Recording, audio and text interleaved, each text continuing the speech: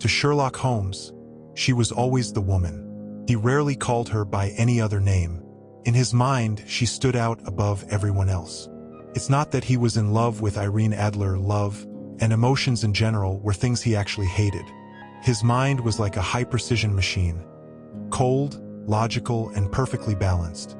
For a guy like Holmes, falling in love would have felt completely out of character. He usually mocked romance and passion. To him, emotions were interesting to observe in other people because they revealed their motives. But letting them into his own head? That was a disaster. To a world-class thinker, a strong emotion was like getting sand in a high-tech camera lens or a crack in a microscope. It ruins the focus. And yet, despite all that, there was only one woman who ever mattered to him. The late Irene Adler, a woman with a pretty scandalous reputation. I hadn't seen much of Holmes lately. My marriage had pulled us apart. I was busy being happy and running my own home, while Holmes stayed at our old place on Baker Street. He hated social life with a passion. He mostly stayed buried in his books, bouncing between the high of a new case and the low of his drug use. He was still obsessed with solving crimes, using his genius to crack the cases that the police had given up on. Every now and then, I'd see his name in the news, solving a murder in Russia, a tragedy in Sri Lanka, or doing some secret job for the Dutch royal family. But other than what I read in the papers, I didn't really know what my old friend was up to anymore. On the night of March 20th, 1888, I was headed home from visiting a patient, since I was back to working as a doctor, when my path took me through Baker Street. Passing that famous door always reminded me of when I was dating my wife and our first dark case together, A Study in Scarlet. I suddenly really wanted to see Holmes and see what he was working on. His windows were brightly lit. Looking up, I saw his tall, thin silhouette pass by the blinds twice. He was pacing fast, head down, hands behind his back. Since I knew his habits so well, I knew exactly what that meant. He was back in the game. He'd shaken off his drug-induced boredom and was obsessed with a new mystery. I rang the bell and headed up to the room we used to share. Holmes wasn't the type to get overly emotional, but I could tell he was glad to see me. Without saying much, he gave me a friendly look, pointed me to an armchair, and offered me a cigar and a drink. Then, he stood by the fireplace and scanned me over in that weird, analytical way of his. "Marriage suits you," he said.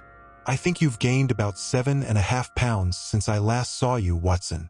"Just 7," I replied. "Really? I would have guessed a little more. Also, I see you're back to practicing medicine. You didn't mention you were going back to work." "How could you possibly know that?" I asked. "I see it and I figure it out. Just like I know you've been out in a rainstorm lately and that you have a really clumsy, careless maid." "Okay, Holmes," I said, "this is getting ridiculous.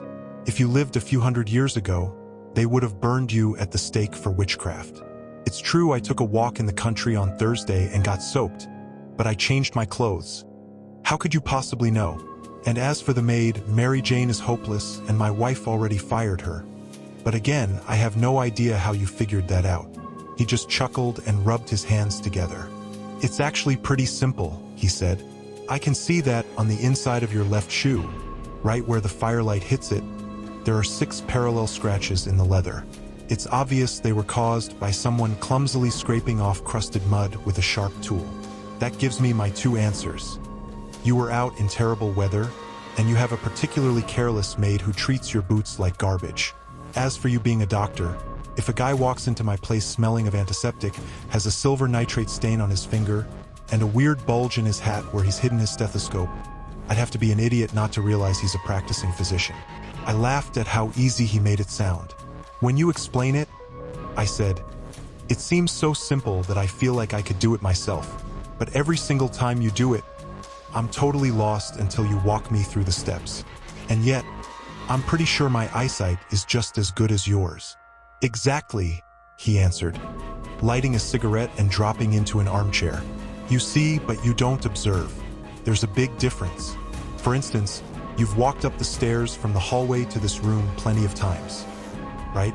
All the time. How often? Hundreds of times, I'd guess. Okay, then how many steps are there? How many? I have no idea. See? You've seen them, but you haven't observed them. That's my point. Now, I know there are 17 steps because I've done both. Anyway, since you're into these little puzzles, and since you're the one who writes down my cases, you might find this interesting. He tossed me a thick sheet of pink-tinted stationery that was sitting on the table. It came in the late mail, he said. Read it out loud. The note had no date, no signature, and no address. A gentleman will visit you tonight at 7:45. I read. He needs to talk to you about something extremely important. Your recent work for a European royal family shows that you can be trusted with high-stakes secrets. We've heard this about you from everyone. Be home at that time, and don't be offended if your visitor is wearing a mask. This is a real mystery, I said. What do you think it means? I don't have enough info yet, Holmes replied. It's a huge mistake to start theorizing before you have the facts. You'll just end up twisting the facts to fit your ideas instead of the other way around. But look at the note itself. What do you see? I took a good look at the handwriting and the paper, trying to channel my inner Holmes. The guy who wrote this is probably rich, I noted. This paper is expensive, at least a few bucks a pack. It's unusually thick and tough. Unusually, that's the key word, Holmes said. It's not English paper. Hold it up to the light. I did, and I saw some letters woven right into the paper. A large E with a small G, AP, and a large G with a small T. What do you make of that? Holmes asked. Probably the manufacturer's name or a logo, I guessed. Not quite.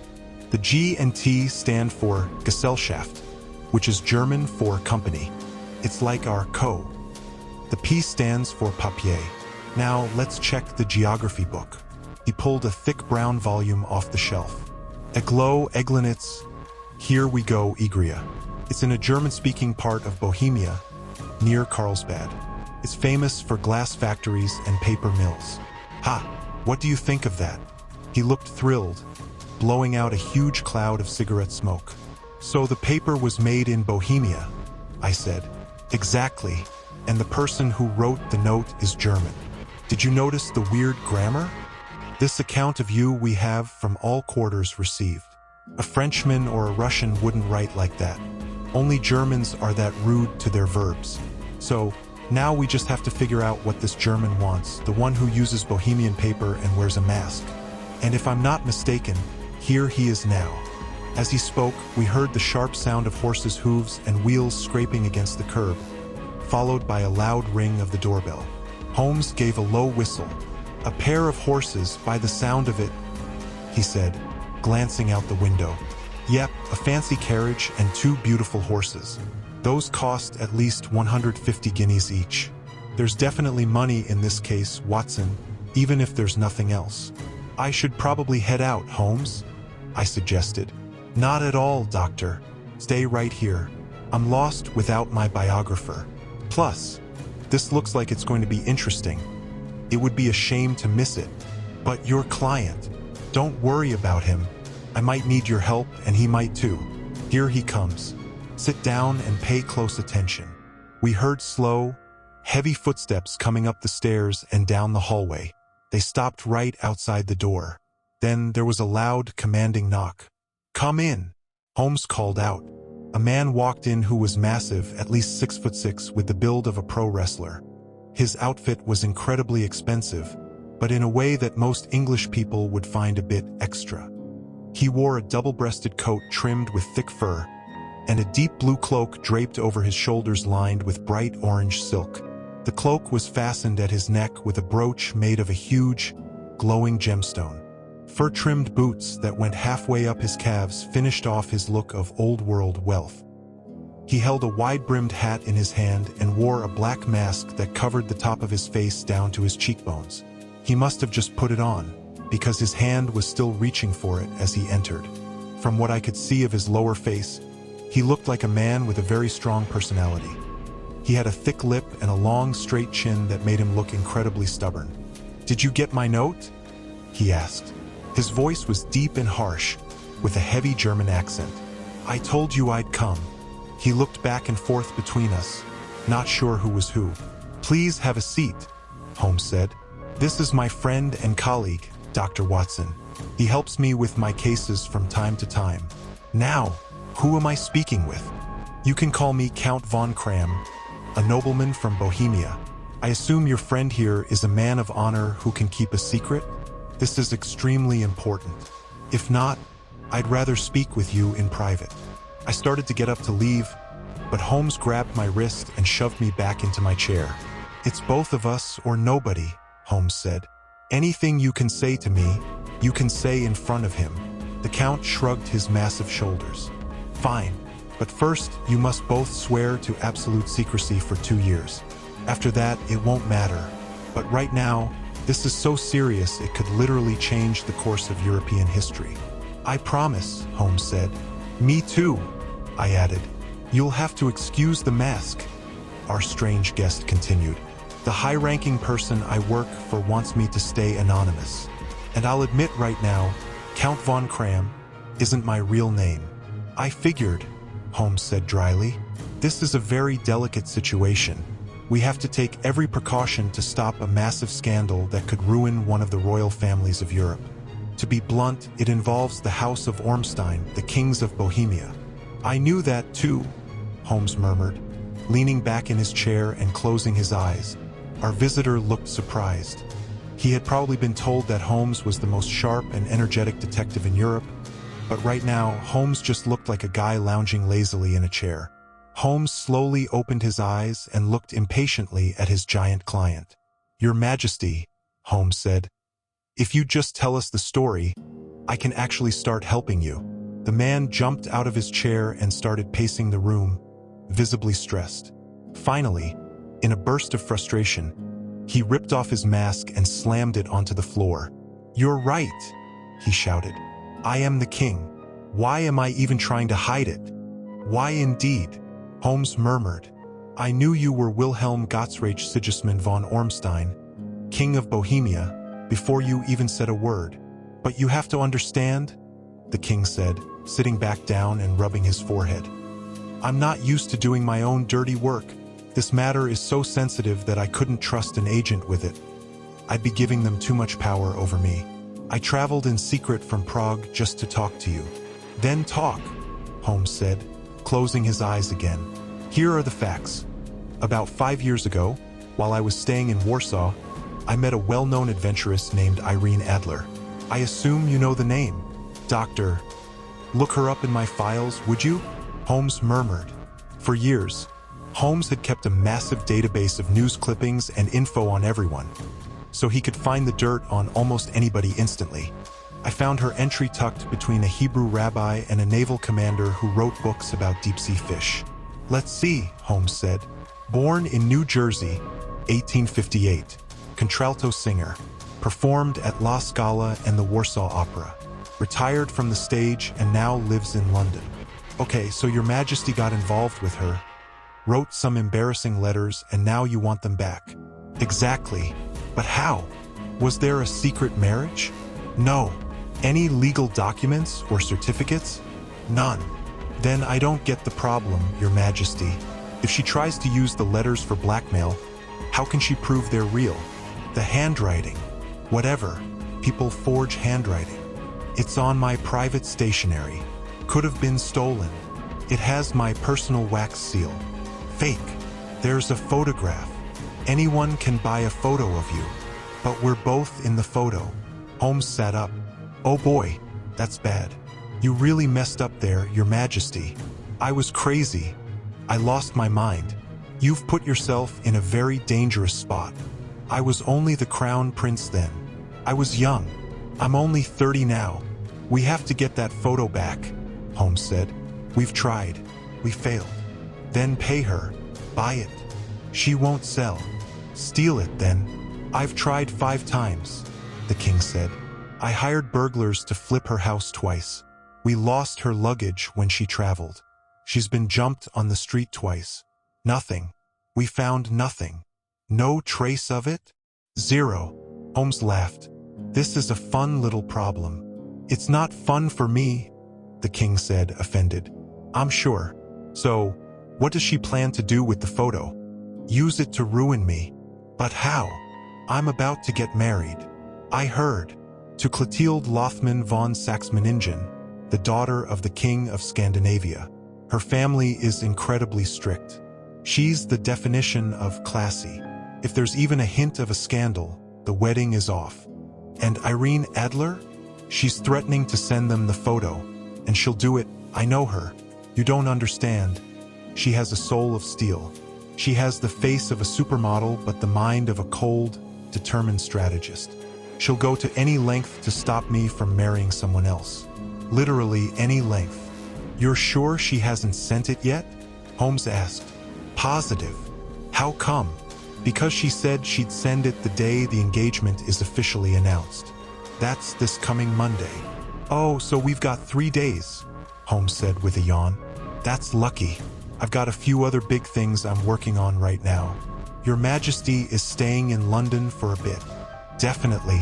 You can find me at the Langham Hotel under the name Count von Cram. Cool. I'll drop you a message to let you know how it's going. Please do. I'll be waiting anxiously. And what about the budget? You have a blank check. For real. I'm telling you, I'd trade an entire province of my kingdom just to get that photo back. And for initial expenses? The king pulled a heavy leather bag from under his cloak and set it on the table. There's £300 in gold and £700 in cash here. Holmes scribbled a quick receipt and handed it to him. And the lady's address? Briony Lodge, Serpentine Avenue, St. John's Wood. Holmes jotted it down. One more thing. Was it a cabinet photo? A standard 4 by 6-inch portrait. It was. All right then. Good night, Your Majesty. I'm sure we'll have some good news for you soon. And good night to you, Watson. He added as the king's carriage drove off down the street. If you can come by tomorrow at 3, I'd love to talk this case over with you. I showed up at Baker Street at exactly 3, but Holmes wasn't back yet. The landlady told me he'd been out since 8 a.m. I decided to wait by the fireplace no matter how long it took. I was already hooked on this case. It wasn't dark or violent like our previous mysteries, but the high stakes and the fact that a king was involved gave it a unique vibe. Plus, I always loved watching Holmes work. His logic was so sharp it was like watching a master at his craft. I'd seen him win so many times that I didn't even consider the possibility he might fail. It was almost 4 when the door opened and a rough-looking, drunk stablehand walked in. He had messy sideburns, a red face, and looked like he'd been sleeping in a gutter. Even though I knew Holmes was a master of disguise, I had to double-check 3 times to be sure it was actually him. He gave me a quick nod and disappeared into his bedroom, coming back 5 minutes later in his usual clean suit. He sat by the fire, stretched out his legs, and just started cracking up. "Seriously?" he shouted, laughing so hard he eventually just went limp in his chair, totally out of breath. "What's so funny?" I asked. "It's just too much. You would never guess how I spent my morning or how the day ended." "I have no idea. I assume you were scouting Irene Adler's house." "Exactly, but what happened next was wild. I left here around 8 disguised as an out-of-work groom. There's a real brotherhood among stable workers. If you look like one of them, they'll tell you everything. I found her place, Briony Lodge. It's a fancy little 2-story villa with a garden. It has a high-end lock on the door, but the living room has these huge windows with basic latches that even a kid could break into. Nothing special in the back except a hallway window you can reach from the roof of the coach house. I walked all the way around and checked every angle, but didn't see much else of interest. I hung out down the street and found a stable lane right next to her garden wall. I helped the local grooms scrub down their horses, and in exchange I got a few cents, a beer, some cheap tobacco, and literally all the tea on Irene Adler. I also had to listen to the life stories of 6 other random neighbors I didn't care about, but that's the price of intel. "So, what about Irene?" I asked. "Oh, every guy in the neighborhood is obsessed with her," Holmes said. "The guys at the stable say she's the most beautiful woman on the planet. She lives a quiet life, performs at concerts, goes for a drive at 5 every afternoon, and is back at 7 sharp for dinner. She rarely goes out otherwise except for her gigs. She only has one regular male visitor, but he's there all the time. He's dark, handsome, and looks like a high flyer. a lawyer named Godfrey Norton. The local cab drivers know everything about him because they've driven him home a dozen times. Once I had all the gossip, I started pacing near her house again, trying to figure out my next move. This Godfrey Norton guy was clearly a major player. If she's his client, she might have given him the photo for safekeeping. If they're dating, she probably still has it. This changed everything. I had to decide if I should keep staking out her place or start following him. I hope I'm not boring you with the technicalities, but I want you to see the obstacles I'm dealing with. I'm with you, I said. I was still weighing my options when a cab pulled up to her house and a guy jumped out. He was incredibly good-looking, sharp features, dark hair, mustache. Definitely the guy I'd heard about. He was in a huge rush, told the driver to wait, and brushed past the maid like he owned the place. 2:58. He was inside for about 30 minutes. I could see him through the living room windows, pacing around, talking animatedly, and waving his arms. I didn't see Irene at all. When he finally came out, he looked even more stressed than when he arrived. He pulled out a gold pocket watch, checked the time, and yelled to the driver, "Drive like crazy. First to the jewelry store on Regent Street, then to St. Monica's Church. There's a big tip in it for you if we make it in 20 minutes." They peeled away, and just as I was debating whether to follow them, a small carriage pulled up. The driver looked like a mess. His coat was half unbuttoned and his tie was crooked, and the horse's harness wasn't even buckled right. Before the carriage even stopped, Irene bolted out of the house and jumped in. I only got a quick look at her, but wow, she is stunning. A face a man would do anything for. "St. Monica's Church, John," she shouted. "And I'll double your fare if you get there in 20 minutes. This was too good to pass up, Watson. I was about to just start running or hop on the back of her carriage when a cab appeared. The driver looked skeptical of my hobo outfit, but I jumped in before he could say no. "St. Monica's Church," I told him. "A huge tip if we're there in 20 minutes." It was 11:35 a.m., and it was pretty obvious what was about to happen. My driver flew. I don't think I've ever moved that fast, but the others still beat us there. Their horses were literally steaming in front of the church when I arrived. I paid my guy and ran inside. The place was empty except for the two of them and a priest who looked like he was arguing with them. They were huddled in front of the altar. I tried to look casual, just strolling up the side aisle like a random guy off the street. Suddenly, all three of them turned around, and Godfrey Norton came sprinting toward me. "Thank God," he yelled. "You'll work. Come on. Hurry." "What's going on?" I asked. "Just come on, man. We only have 3 minutes or this won't be legal." Next thing I knew, I was being dragged to the altar. I found myself mumbling lines the priest whispered in my ear, testifying to things I knew nothing about, and basically helping legally marry Irene Adler to Godfrey Norton. It was over in a flash. The groom was thanking me, the bride was thanking me, and the priest was smiling at me. It was the most ridiculous situation I've ever been in. That's why I was laughing so hard when I got back. Apparently, there was a paperwork issue with their marriage license, and the priest refused to do the wedding without a witness. My lucky timing saved the guy from having to run out into the street to find a random best man.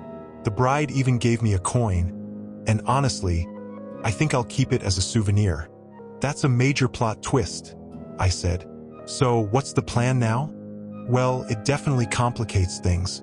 I was worried they might leave for their honeymoon immediately, which would mean I'd have to move fast. But they actually split up at the church door. He went back to his office and she went home. I heard her tell him, 'I'll be out for my usual 5 p.m. drive in the park.' That's all I needed. They drove off, and I went to handle my own business." "Which was what?" "Ordering lunch," he said, ringing for the landlady. "I've been too busy to eat, and tonight is going to be even more intense. By the way, Watson, I'm going to need your help." "I'm in." "You okay with bending the law a little?" "Totally." "Risking arrest?" "If the cause is worth it." "Oh, it's a great cause. Then count me in." I knew I could count on you. "Here's the deal," he said, turning his attention to the food Mrs. Turner had just brought in. "I have to talk while I eat because we're on a clock. It's almost 5 p.m. In 2 hours, we need to be at her place. Irene, or I guess Mrs. Norton now, gets back from her drive at 7. We need to be waiting at Briony Lodge. And then what? Leave that to me. I've already set the stage. But you must follow one rule. Don't interfere, no matter what happens. Got it? So I just stay neutral? Exactly. Don't do a thing. There's probably going to be a little scuffle, but don't get involved. It'll end with me being carried into the house. A few minutes later, the living room window will open. You need to be standing right by it. Okay, keep your eyes on me. You'll be able to see me inside. Got it. When I give you the signal, like this, throw this object into the room and start yelling fire as loud as you can. Do you follow? Perfectly. It's nothing dangerous, he said, pulling a long, cigar-shaped tube from his pocket. It's just a standard plumber's smoke bomb. It's self-lighting. That's your only job. Once you scream fire, a bunch of other people will start shouting it too. Then, just walk to the end of the street, and I'll meet you there in 10 minutes. Clear? Stay neutral. Get to the window, watch for the signal, throw the smoke bomb, yell fire, and meet you at the corner. Exactly. You can trust me. Excellent. Now, I think it's time for me to get into character for my next role. He disappeared into his bedroom and came back a few minutes later looking like a kind, simple-minded country preacher. Between the wide black hat, the baggy pants, the white tie, and that look of gentle curiosity, he was unrecognizable. It wasn't just the clothes, his whole vibe changed. He shifted his expression and his mannerisms so perfectly that it felt like his soul had changed too. The acting world definitely lost a star when he decided to become a detective. We left Baker Street at 6:15 and reached Serpentine Avenue with 10 minutes to spare. It was getting dark, and the streetlights were flickering on as we paced in front of Briony Lodge. The house was exactly how Holmes had described it, but the street was much busier than I expected.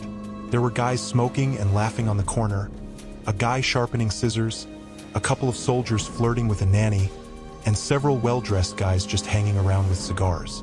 You see, Holmes whispered as we walked, this wedding actually makes things easier. The photo is a threat to her now, too. She probably wants to keep it from her new husband just as much as the king wants to keep it from his fiancée. The only question is, where is she hiding it? Any guesses? I asked. She's not carrying it on her. It's a 4x6, too big to hide in a dress. Plus, she knows the king has already tried to have her mugged and searched twice. So, it's not on her person. Then where? Maybe her bank or her lawyer? Possible, but I doubt it. People like her are naturally private. They like to do their own hiding. Why trust a businessman who could be bribed or pressured by the government? Besides, she plans to use it in a few days. It has to be somewhere she can grab it quickly. It has to be in the house. But the king's burglars already checked the house twice, I pointed out. Please, they didn't know how to look. And you do. I'm not going to look. Then what's the plan? I'm going to make her show me where it is. She'll never do that. She won't have a choice. Wait, I hear wheels.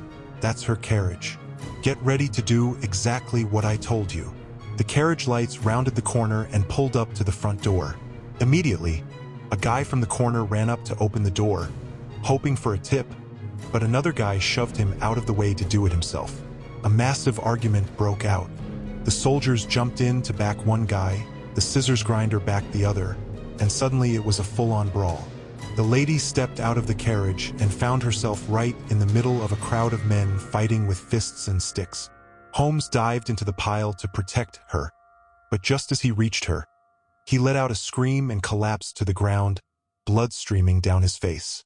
The crowd scattered instantly. The soldiers and the thugs bolted in opposite directions, while the more respectable onlookers rushed in to help the lady and check on the injured man. Irene Adler, I'll still call her that, ran up her front steps, but she stopped at the top, her silhouette framed by the hallway lights, looking back at the chaos in the street. Is the poor man badly hurt? She asked.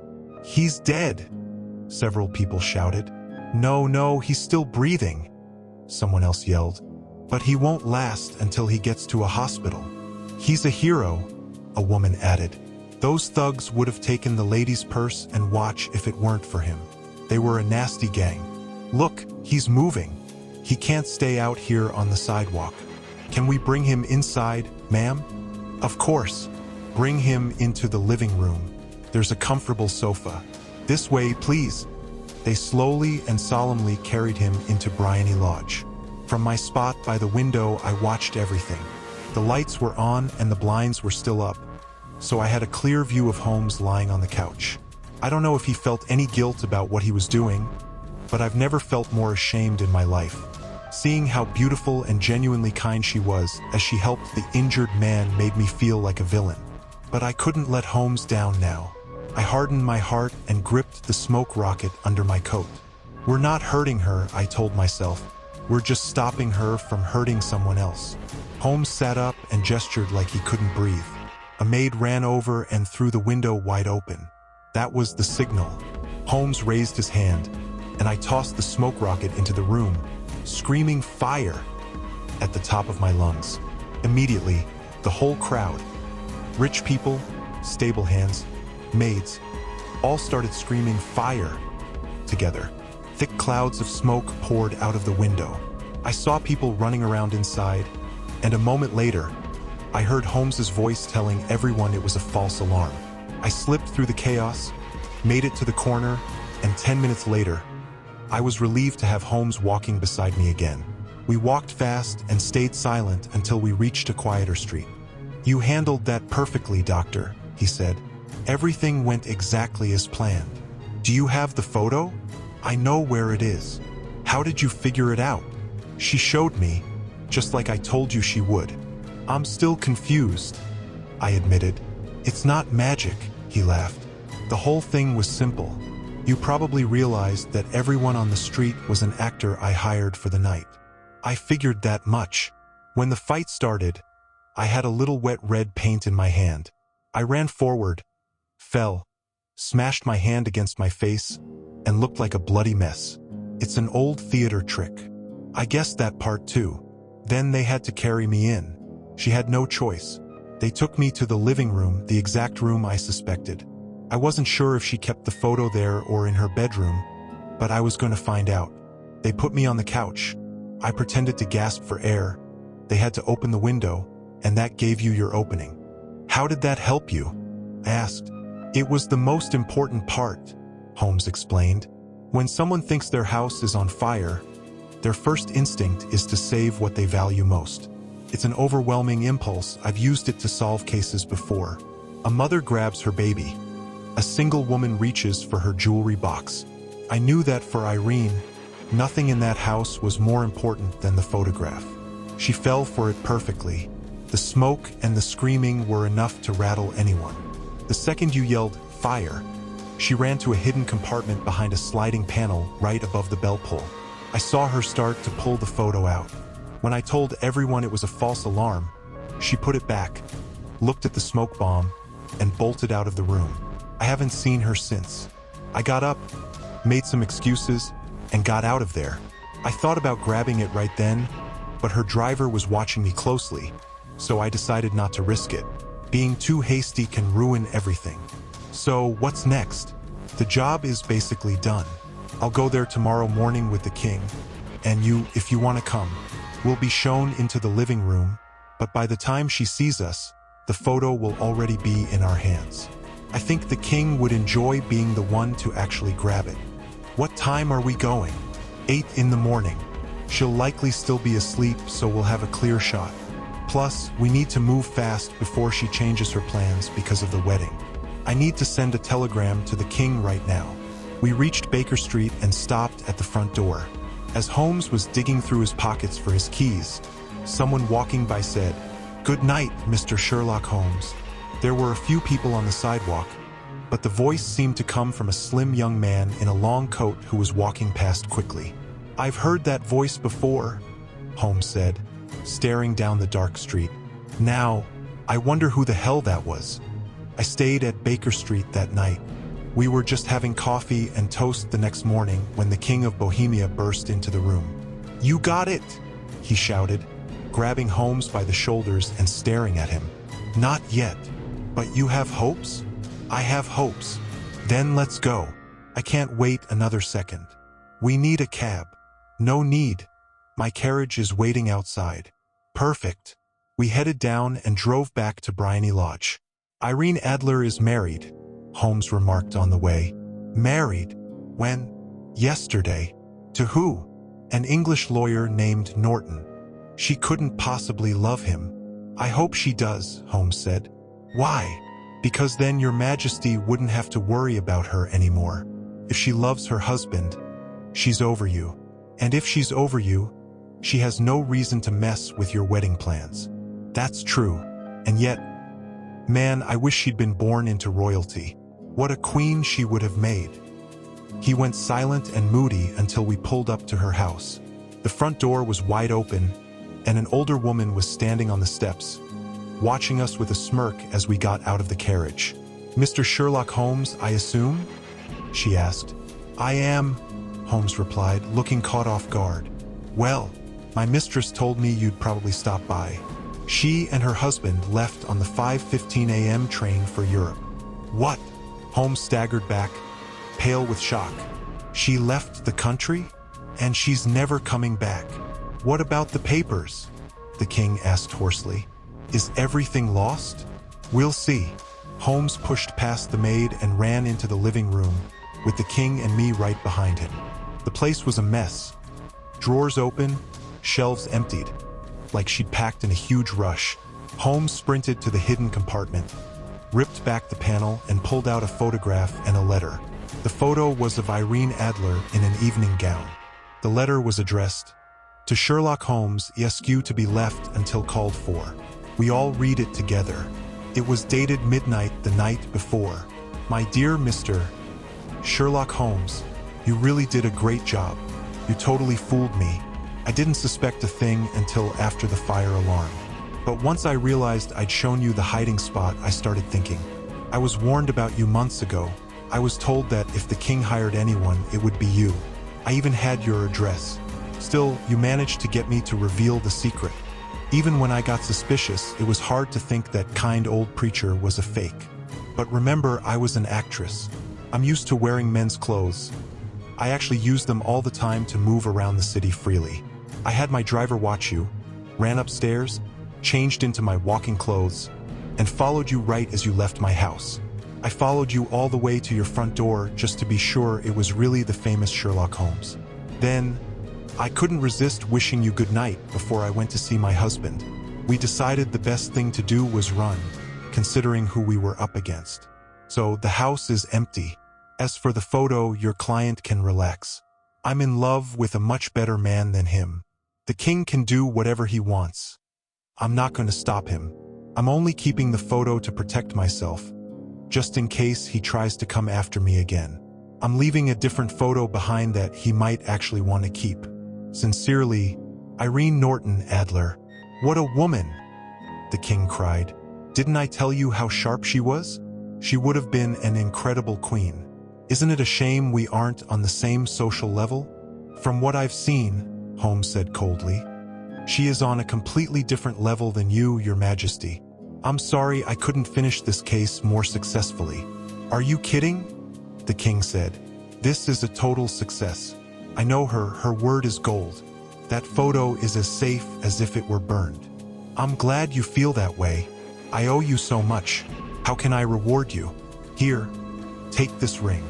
He pulled a diamond and emerald ring from his finger. Your Majesty has something I'd value much more, Holmes said. Name it. This photograph. The king looked at him, totally confused. Irene's photo? Sure, if that's what you want. Thank you, Your Majesty. Then we're done here. Have a good morning. Holmes bowed, ignored the king's offered hand, and walked away with me back to Baker Street. And that is how a massive royal scandal was avoided, and how Sherlock Holmes's best-laid plans were beaten by a woman's quick thinking. He used to make jokes about how women weren't as smart as men, but he hasn't done that lately. And whenever he mentions Irene Adler or looks at that photo, he always refers to her with respect as the woman.